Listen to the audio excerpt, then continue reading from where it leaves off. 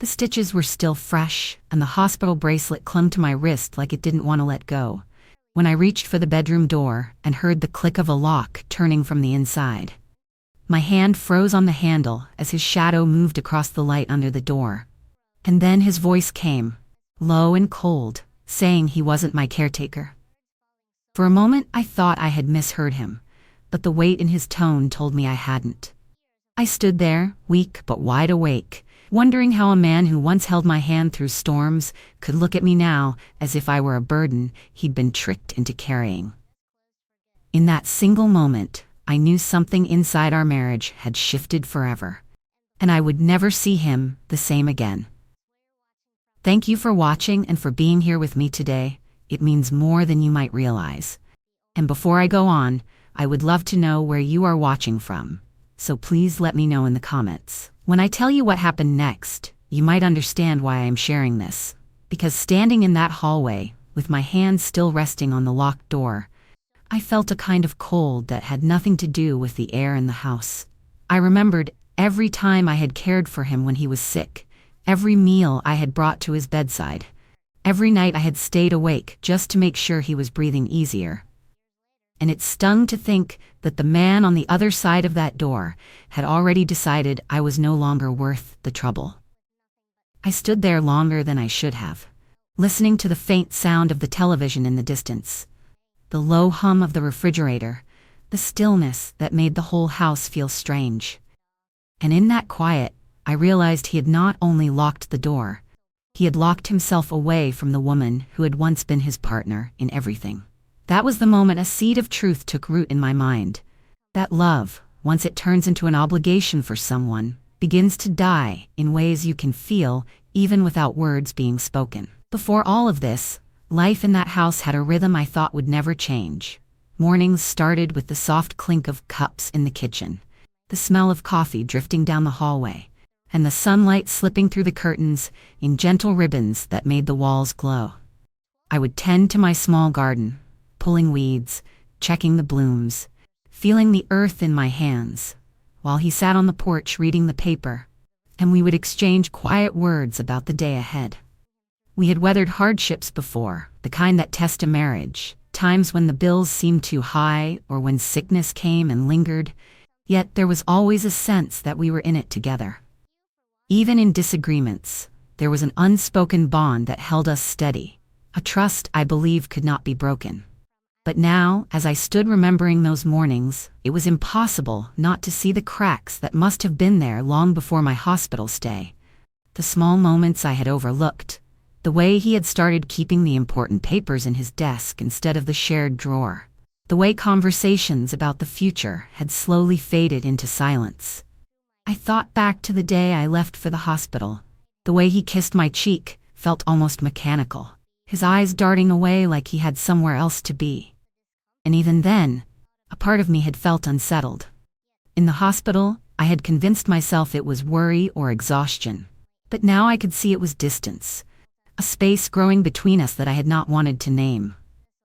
Looking around our home, I realized that every corner held a memory, yet even those seemed dimmer now, as if the air itself had absorbed the coldness that had taken root in his heart. It is a strange thing when you start to feel like a guest in your own life. Like the place you helped build no longer belongs to you.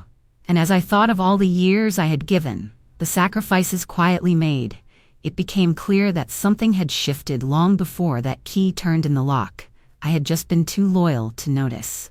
The day I was taken to the hospital is etched in my mind in a way that feels almost heavier than the pain that sent me there. I remember the morning starting like any other. The light outside pale and weak, the air carrying that faint chill that makes you wrap your robe a little tighter. And I remember moving slowly through the kitchen, trying to prepare breakfast, but feeling an ache in my side that refused to be ignored. He noticed, though not with the kind of concern I had always shown him in his moments of discomfort. Instead, there was a look of irritation flickering in his eyes, as if my weakness was an inconvenience that interrupted something more important. I told myself not to take it to heart. People react differently under worry, but deep down, I could feel it was not worry at all. When the pain grew sharper, He drove me to the hospital without much conversation, his hands gripping the wheel, his eyes fixed on the road. The silence between us, louder than the sound of the engine. Once admitted, I was moved to a sterile, white room that smelled faintly of disinfectant and loneliness. The walls bare except for a clock that ticked in slow, deliberate beats, and I lay there thinking he would stay at least until I was settled. But after a short while, he said he had errands to run and left, leaving me with the echo of the closing door and the distant shuffle of nurses' shoes in the hall. I told myself again that maybe he was overwhelmed, maybe he needed space to process what was happening, but the hours that followed stretched thin and empty. He didn't return that day, not even with a change of clothes or something to comfort me. And when he did come the next afternoon, it was only for a brief visit, a few shallow questions about my condition, and then he was gone again. The nurses noticed. I could see it in their eyes, in the way one of them lingered a little longer at my bedside, as if trying to fill the void his absence had left. And one evening, a quiet, kind nurse leaned in and asked softly if I had someone at home I could trust. Her question unsettled me, because it suggested that my situation might not be as ordinary as I wanted to believe. I began to watch more closely, to see the subtle patterns of his visits, the way he never stayed long, the way he always seemed preoccupied, almost impatient, as though being there with me was cutting into something else in his life.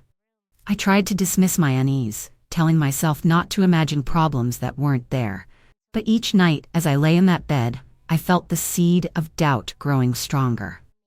There were phone calls I overheard when he thought I was sleeping, muffled voices and quick goodbyes, and once I caught a nurse glancing toward the door after he left.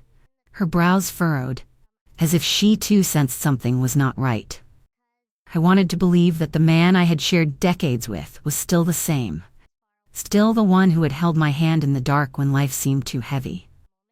But it was becoming harder to ignore the feeling that I was alone in this fight, that he had already begun to step back, perhaps even preparing for a life where I was not a part of the picture.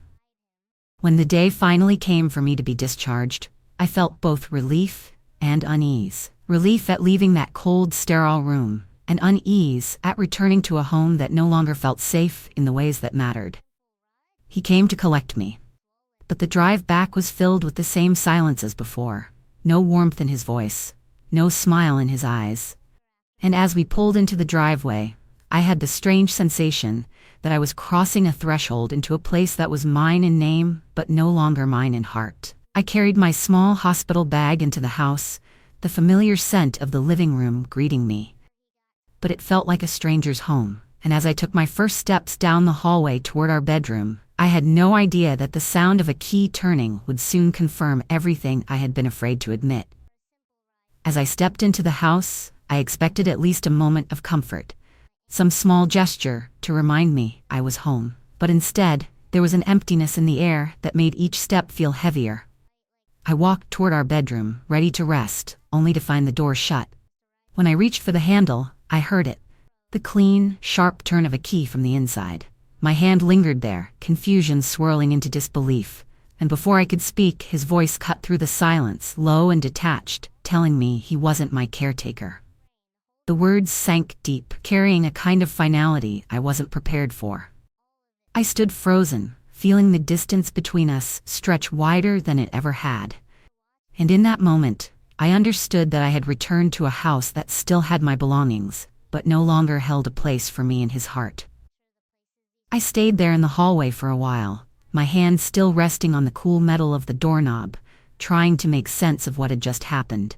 And as the quiet stretched, I began to hear faint sounds from the living room, the muffled hum of the television, the clink of ice in a glass. I walked away slowly, each step feeling heavier, and sat in the armchair by the window, staring out at the garden I had once tended with such care. That was when the phone rang, and I listened as he answered it, his voice shifting into that falsely concerned tone I had begun to recognize. He told whoever was on the other end that I had been confused lately, that I sometimes forgot things, that he was doing his best to keep an eye on me, and my stomach tightened because I knew exactly what he was doing. Those words were planting seeds in the minds of the people I loved, shaping a story that would make it easier for them to doubt me later. Over the next few days, it became a pattern. Relatives calling and speaking slowly, as if I might not follow, offering help I hadn't asked for, and asking questions that carried more suspicion than care. I noticed small things disappearing too, important letters, a notepad I kept by the kitchen phone, even the spare keys I always hung by the door. It was as if parts of my life were being quietly removed, one by one, until I would be left with nothing to prove what was mine. I kept my thoughts to myself, answering their calls with calm politeness. And all the while, I began making my own quiet plans. Because if there was one thing I knew for certain, it was that I could not stay where trust had been replaced by lies. It was during one of those heavy afternoons, when the air in the house felt thick with unspoken tension, that I heard a gentle knock at the back door. And when I opened it, there stood my old friend Marlene, holding a small basket of muffins she had baked that morning. She looked at me with the kind of eyes that see past the surface, the kind that notice the slight slump in your shoulders and the weariness you try to hide. We sat together at the kitchen table, and while the muffins sat untouched between us, she quietly asked how I was really doing.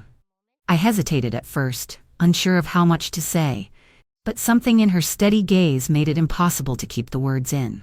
So I told her about the locked door, the phone calls, the missing items, and the way my own family had started treating me as though I were losing my mind. She listened without interrupting, her hands folded neatly on the table.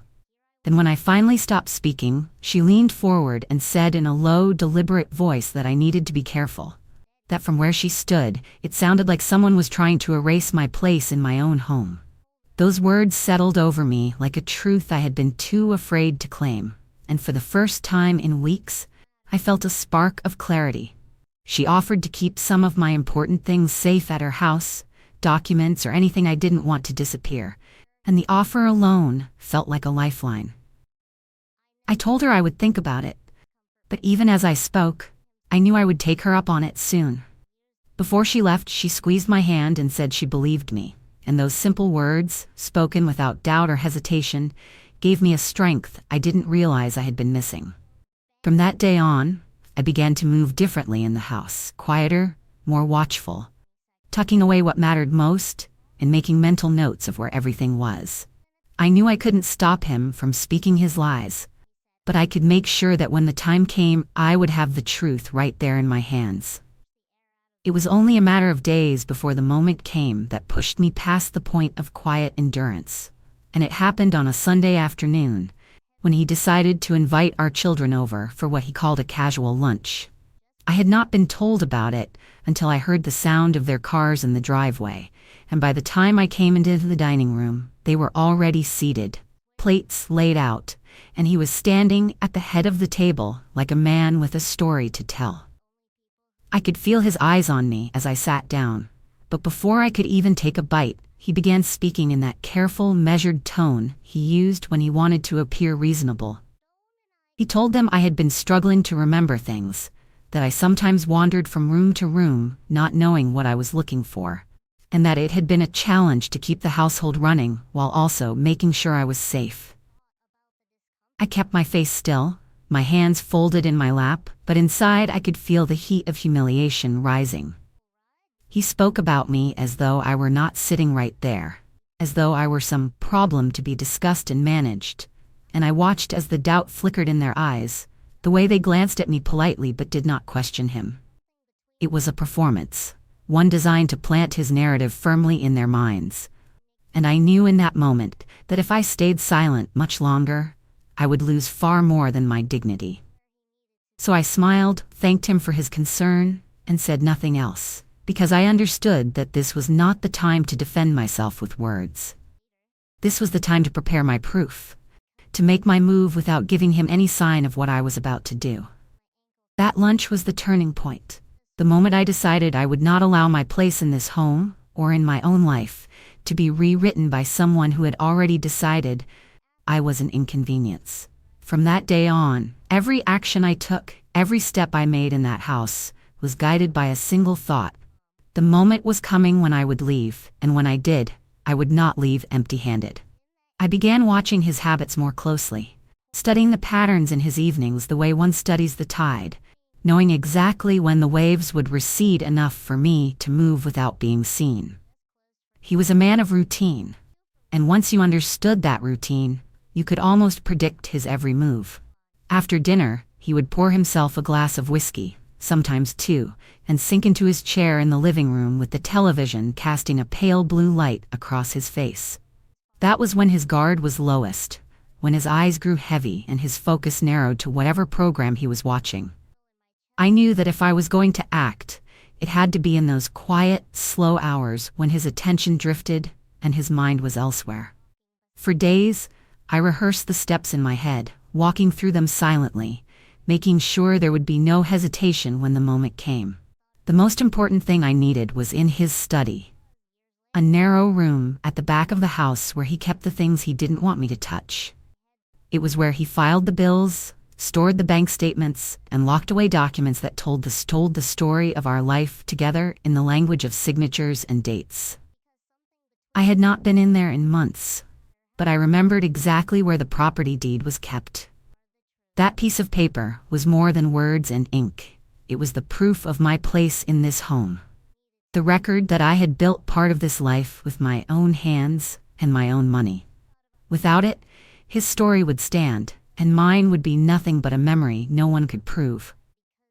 That night, after he had his second drink and the sound of the television grew softer as he drifted toward sleep, I moved from my chair as quietly as I could, every creak in the floor sounding louder than it ever had before. My heart pounded as I reached the study door, my fingers pausing on the handle just long enough to listen for movement behind me. There was none. Inside, the room smelled faintly of paper and dust, the blinds drawn so tightly that the only light came from the hallway behind me. I went straight to the desk, pulled open the second drawer on the right, and there it was, the manila folder with the neat black label bearing the words, "Property Deed." I slid it out slowly, careful not to disturb the other files, and placed it into the cloth bag I had tucked under my sweater. But I didn't stop there. I opened the lower drawer, where I knew he kept older documents, and after a moment of searching, I found the original letter from the mortgage office dated 1992, with both our names printed clearly at the top. That letter was as valuable to me as the deed itself, because together they told the full truth of my claim. I tucked it alongside the folder, my hands steady now, as though the act of holding them had already given me a piece of my life back.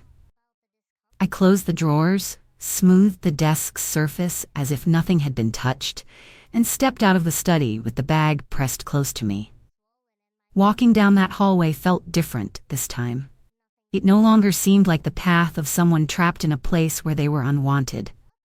It felt like the first steps toward freedom, the quiet beginning of something I would finish on my own terms. I didn't know exactly when I would leave, but I knew that when I did, I would carry with me not just my clothes and a few personal things, but the proof that no matter what he told anyone, this home had been mine too, and I was not going to let him erase me from it.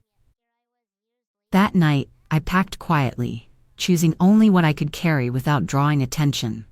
A few changes of clothes, the small jewelry box that held pieces passed down to me, and the documents I had taken from the study. I moved slowly, listening for any sign of movement from the living room. But all I heard was the faint sound of the television and the steady rhythm of his breathing as he drifted deeper into sleep. I paused for a moment, looking around the room I had once thought would be mine for the rest of my life. The familiar furniture and framed photographs, now feeling like props in a story that no longer belonged to me. With the bag in my hand and my heart steady, I stepped out into the cool night air, the darkness wrapping around me as I closed the door quietly behind me, leaving without a word, but not without what was mine. I walked down the driveway with my bag held close, each step feeling both lighter and heavier at the same time. Lighter because I was finally moving toward my own safety, heavier because I knew I was leaving behind years of my life. The night air was crisp, carrying the faint scent of damp earth, and the silence around me was broken only by the distant hum of a street lamp. Marlene was waiting for me at the corner, her car engine idling softly, the passenger door already open. When I slid into the seat, she didn't ask questions. She simply reached over and squeezed my hand, the warmth of her touch grounding me in a way nothing else could in that moment. We drove through quiet streets, the glow of the city in the distance, and I stared out of the window, my mind replaying everything that had led to this night. When we reached her house, she led me inside and made me a cup of tea, setting it down on the small table between us without a word.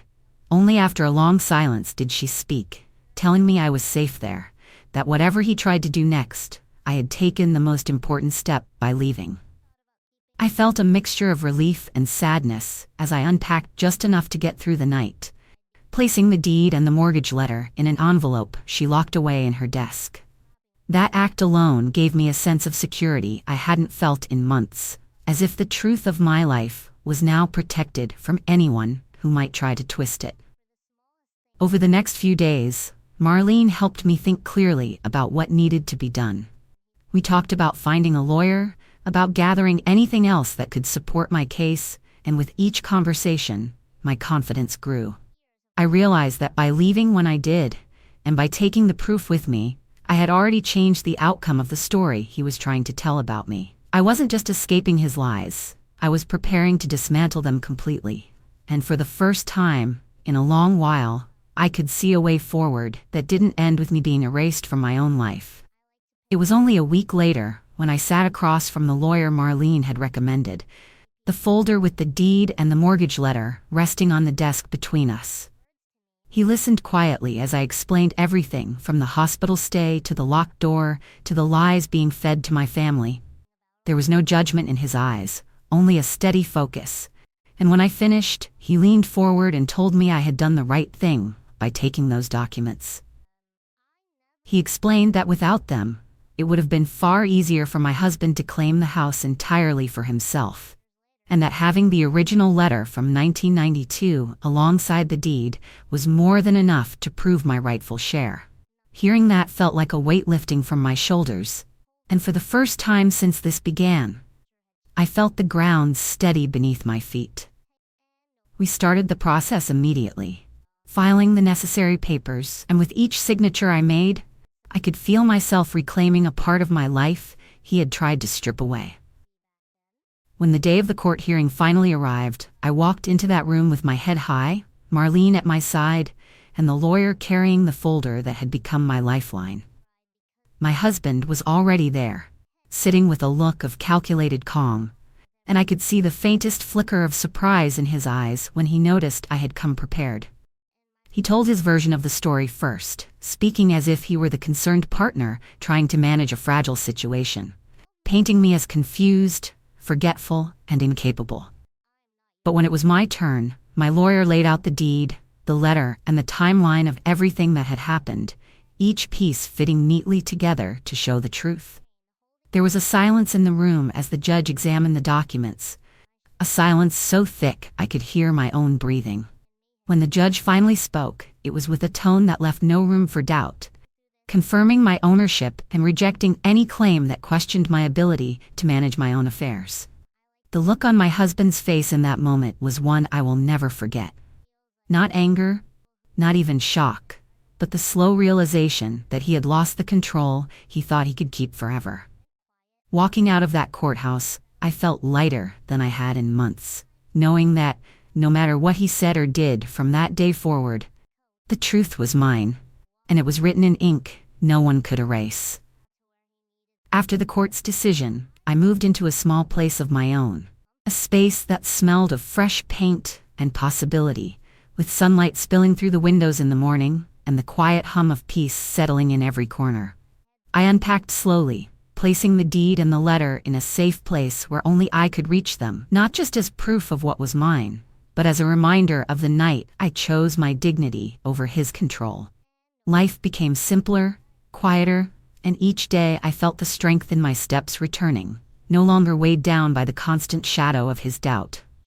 I often thought about how easily I could have stayed, how easily I could have let his lies become my truth. But leaving had given me more than freedom. It had given me back my will.